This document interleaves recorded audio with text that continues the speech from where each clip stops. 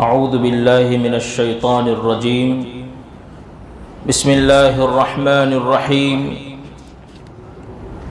والذین اذا انفقوا لم يسرفوا ولم يقتروا وكان بين ذلك قواما والذین لا يدعون مع الله إلها آخر ولا يقتلون النفس التي حرم الله إلا بالحق ولا يزنون ومن يفعل ذلك يلقى أثاما يضاعف له العذاب يوم القيامة ويخلد فيه مهانا إلا من تاب وآمن وعمل عملا صالحا فأولئك يبدل الله سيئاتهم حسنات وكان الله غفورا رحيما ومن تاب وعمل صالحا فإنه يتوب إلى الله متابا۔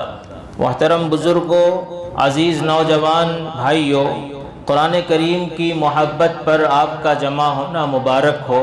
تھوڑی سی تکلیف برداشت کر کے ایک آدمی اللہ اور اس کے رسول کی محبت پر اور قرآن کریم کی محبت پر اپنا تھوڑا سا وقت فارغ کر کے ایسی مجلس میں بیٹھتا ہے تو اللہ رب العزت اس کو نواز دیتے ہیں۔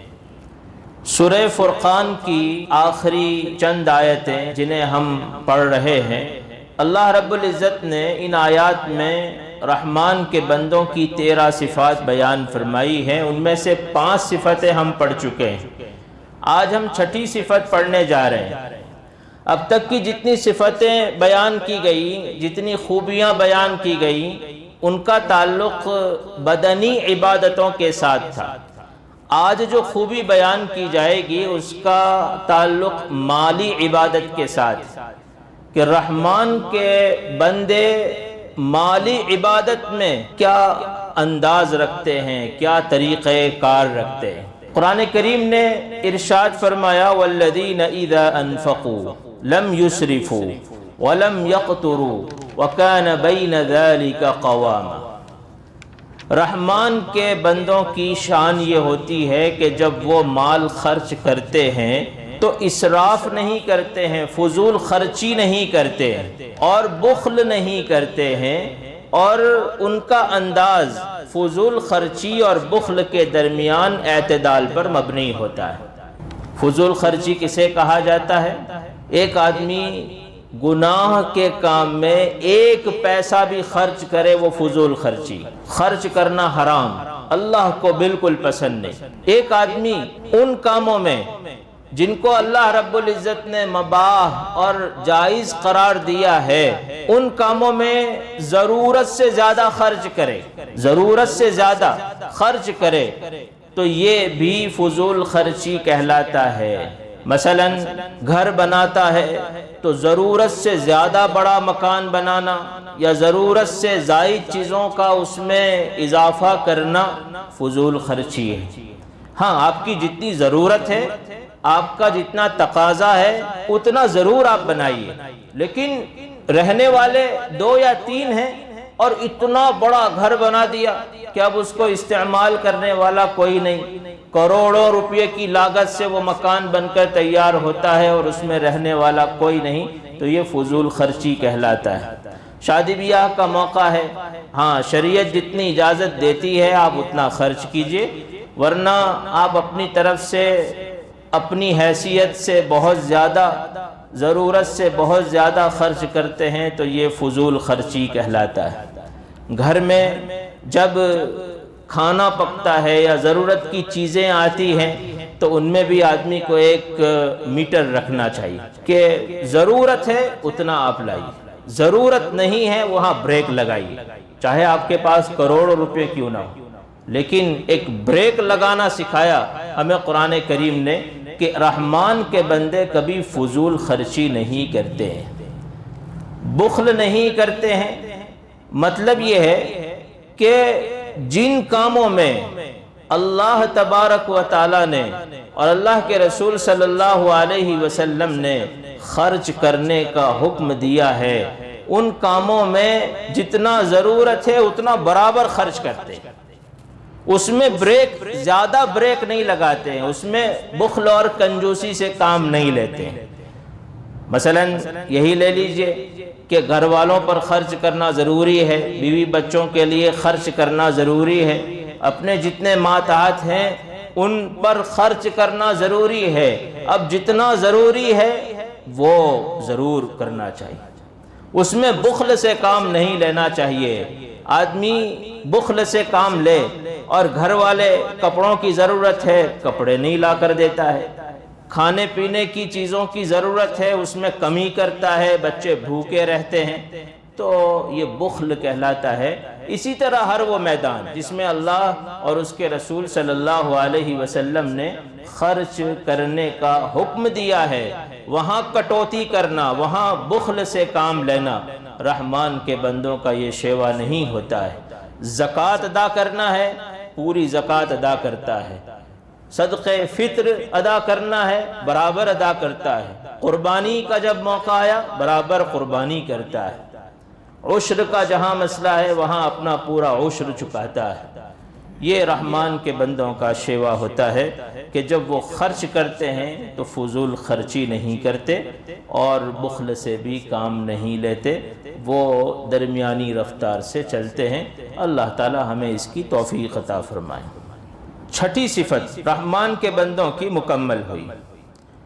اب ساتویں صفت کا آغاز کرنے جا رہے ہیں، اس سے پہلے ایک بات یہ سمجھتے ہیں کہ 7 سے لے کر 12 تک ان صفات کا تذکرہ ہے اور ان گناہوں کا تذکرہ ہے، ان باتوں کا تذکرہ ہے جنہیں رحمان کے بندے نہیں کرتے ہیں، رحمان کے بندے نہیں کرتے ہیں۔ اب تک جن باتوں کا تذکرہ تھا وہ ایسی باتیں تھیں جنہیں رحمان کے بندے انجام دیتے تھے، کرتے تھے۔ اب ان باتوں کا تذکرہ ہے جنہیں رحمان کے بندے نہیں کرتے ہیں۔ کیا نہیں کرتے ہیں؟ 7ویں بات، وَالَّذِينَ لَا يَدْعُونَ مَعَ اللَّهِ إِلَٰهًا آخَرَ، رحمان کے بندے وہ ہیں جو اللہ کے ساتھ کسی دوسرے معبود کو شریک نہیں کرتے، وہ اللہ کی وحدانیت کے قائل ہوتے ہیں۔ لا الہ الا اللہ، اللہ کے سوا کوئی معبود نہیں اور اللہ کے سوا وہ کسی کو شریک نہیں ٹھہراتے ہیں۔ گناہوں میں سب سے بڑا گناہ شرک ہے۔ اللہ تعالیٰ نے ارشاد فرمایا کہ سارے گناہ معاف کر دوں گا، لیکن اگر کوئی شرک کا گناہ لے کر آتا ہے تو میں اسے معاف نہیں کروں گا۔ ان اللہ لا یغفر ان یشرک بہ ویغفر ما دون ذلک لمن یشاء، شرک ایک ایسا گناہ ہے جس کی معافی نہیں، اس لیے سب سے بڑا گناہ شرک ہے، اور رحمان کے بندے اللہ کے ساتھ کسی کو شریک نہیں ٹھہراتے ہیں۔ 8ویں بات جسے رحمان کے بندے انجام نہیں دیتے ہیں، وَلَا يَقْتُلُونَ النَّفْسَ الَّتِي حَرَّمَ اللَّهُ إِلَّا بِالْحَقِّ، اور رحمان کے بندے اس انسان کو جس کو اللہ نے محترم قرار دیا ہے ناحق قتل نہیں کرتے، ناحق اس کا خون نہیں کرتے۔ انسان یومن جو ہے وہ شریعت کی نگاہ میں بہت محترم، انسانیت یہ بہت محترم چیز ہے، اور کسی انسان کو کسی لڑائی جھگڑے کی وجہ سے ناحق قتل کر دینا، مار دینا، یہ اتنا بڑا گناہ ہے کہ اللہ تعالیٰ نے اس کو شرک کے ساتھ بیان کیا۔ اور قیامت کے دن جب مقدمے چلائے جائیں گے تو اس وقت سب سے پہلا مقدمہ ناحق خون کا ہوگا، اور ایک مقتول اپنے قاتل کو پکڑ کر لائے گا اور بارگاہ خداوندی میں حاضر کرے گا، اور اللہ رب العزت سے یہ کہے گا کہ اللہ آپ اسے پوچھئے کہ اس نے مجھے کیوں قتل کیا تھا۔ اللہ تعالی ہماری حفاظت فرمائے۔ 9ویں بات، وَلَا يَزْنُونَ، اور زنا نہیں کرتے ہیں، زنا نہیں کرتے ہیں، ویبھچار نہیں کرتے ہیں، وہ اپنے آپ کو پاک رکھتے ہیں، اپنے دامن کو داغدار نہیں کرتے ہیں۔ زنا شرمگاہ کا زنا بھی ہوتا ہے، زنا آنکھوں کا زنا بھی ہوتا ہے، زنا ہاتھ کا بھی ہوتا ہے، زنا پیر کا بھی ہوتا ہے، اور رحمان کے بندے اپنے آپ کو ان تمام قسم کی خباثتوں سے محفوظ رکھتے ہیں، پاک دامن رکھتے ہیں۔ اللہ رب العزت نے ذکر فرمائے کہ رحمان کے بندے یہ 3 گناہ نہیں کرتے ہیں، وَمَن يَفْعَلْ ذَلِكَ يَلْقَ أَثَامًا، اور جو شخص بھی یہ گناہ کرے گا تو وہ بدلہ پائے گا، وہ سزا پائے گا۔ اثام بعض مفسرین کے یہاں گناہ کی سزا کے معنی میں، اس کا ترجمہ ہم یہ کریں گے کہ جو آدمی بھی ان گناہوں کو انجام دے گا اسے سزا ملے گی۔ ایک سزا تو وہ ہے جو ہمیں آخرت میں ملے گی، اور ایک سزا اللہ تعالیٰ فوری طور پر دنیا میں نازل فرمائیں گے، اور وہ نحوست ہوگی اس گناہ کی، چین چھین لیں گے، اللہ تعالیٰ دل کا اطمینان چھین لیں گے، روزی کی برکت چھین لیں گے، چہرے کا نور چھین لیں گے۔ سزا دنیا میں بھی نازل کی جاتی ہے۔ فضیل ابن عیاض رحمۃ اللہ علیہ بہت بڑے اللہ کے ولی ہیں، فرماتے ہیں کہ جب بھی مجھ سے کبھی کسی گناہ کا صدور ہو جاتا ہے تو مجھے دنیا میں اس کی سزا کا احساس ہوتا ہے۔ کبھی احساس ہوتا ہے کہ میں اپنی بیوی کو کوئی کام کرنے کے لیے کہتا ہوں، وہ میری نافرمانی کرتی ہے۔ کبھی میں اپنے ماتحتوں اور اپنے ملازموں سے کوئی بات کہتا ہوں اور کوئی کام کرنے کے لیے کہتا ہوں تو وہ میری بات نہیں مانتے ہیں، نافرمانی کرتے ہیں۔ اور کبھی ایسا ہوتا ہے کہ میں سواری پر سوار ہونے کے لیے جاتا ہوں اور سواری کا جانور میری بات نہیں مانتا ہے۔ دنیا میں بھی گناہوں کی نحوست کا احساس ہوتا ہے۔ وَمَن يَفْعَلْ ذَلِكَ يَلْقَ أَثَامًا، جو شخص بھی گناہوں کا ارتکاب کرے گا اسے سزا ملے گی، دنیا میں بھی ملے گی اور آخرت میں بھی ملے گی۔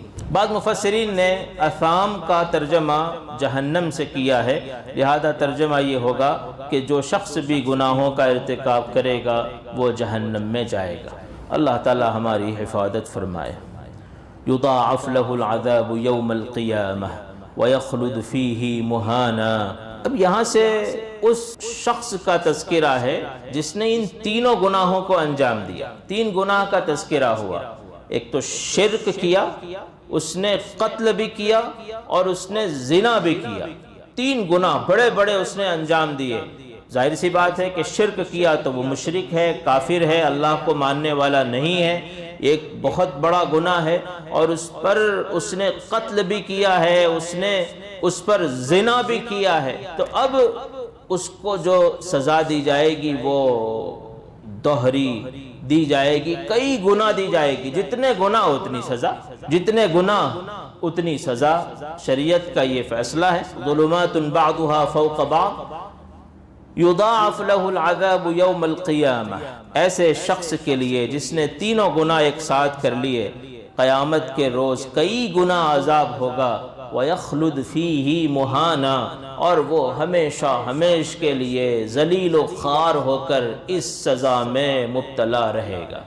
کون؟ کافر۔ یہاں یخلد فیہ مہانا، ہمیشہ ہمیش رہے گا، یہ کافر ہی کا حصہ ہے۔ ورنہ ایک مسلمان جب جہنم میں جائے گا، اللہ ہم سب کی حفاظت فرمائے اور ہمیں کبھی جہنم میں جانے کا موقع نہ ہو، لیکن ایک مسلمان جب جہنم میں جائے گا تو وہ ہمیشہ ہمیش نہیں رہے گا، وہ اپنی سزا پا کر کبھی نہ کبھی اللہ رب العزت کے فیصلے سے جنت میں ضرور جائے گا۔ تو یہ کافروں کا تذکرہ ہے جس نے کفر کے ساتھ ساتھ ان دونوں بڑے بڑے گناہوں کا بھی ارتکاب کیا۔ لیکن وہاں مایوسی اللہ رب العزت کے یہاں کہیں نہیں۔ الا من تاب، توبہ کا دروازہ اللہ رب العزت کے یہاں ہر وقت کھلا ہوا ہے۔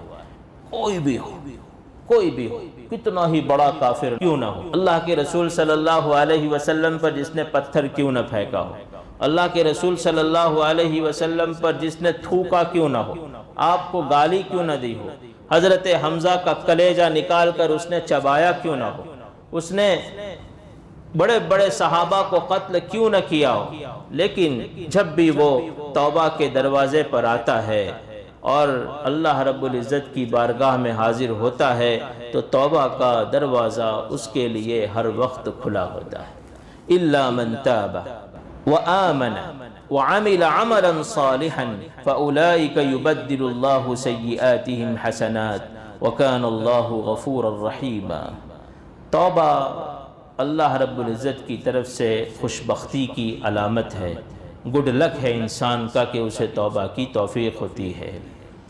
اور اللہ رب العزت کا انسان کے ساتھ ایک تعلق تو دیکھیے، کنیکشن تو دیکھیے کہ امام احمد ابن حنبل رحمۃ اللہ علیہ نے اپنی مسند میں ایک حدیث نقل فرمائی۔ حضرت ابو سعید خدری رضی اللہ تعالیٰ عنہ راوی ہیں، فرماتے ہیں کہ اللہ کے رسول صلی اللہ علیہ وسلم نے ارشاد فرمایا کہ شیطان کو جب جنت سے نکالا گیا تھا اور جب اس کو راندے دربار کر دیا گیا تھا، بھگا دیا گیا تھا، ہمیشہ ہمیش کی نحوست اور ہمیشہ ہمیش کی گمراہی اس کی قسمت میں لکھ دی گئی تھی، تو اس نے اللہ رب العزت کو ایک چیلنج کیا تھا۔ اللہ رب العزت سے کہا تھا کہ وَعِزَّتِكَ، اللہ تیرے امپائر کی قسم، تیری طاقت کی قسم، یہ انسان جب تک ان کی جان میں جان ہے میں انہیں گمراہ کرتا رہوں گا۔ کون کہہ رہا ہے؟ شیطان، جو ہمارا سب سے بڑا دشمن۔ کس سے کہہ رہا ہے؟ اس اللہ سے جس نے ہمیں پیدا کیا۔ اب آپ دیکھیے وہ اللہ ہماری طرف سے کیا جواب دے رہا ہے۔ اب اس میں وہ تعلق اور وہ کنیکشن آپ تلاش کیجئے جو ایک خالق اور مالک کے ساتھ ایک بندے کا ہونا چاہیے۔